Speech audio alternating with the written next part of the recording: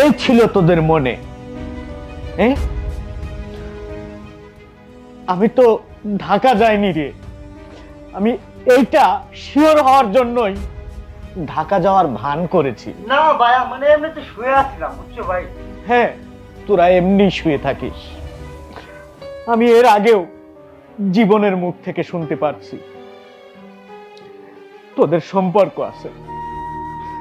তুই একবার ভেবে দেখ, তুই আমার ভাই নয়, তুই আমার ছেলের মতো।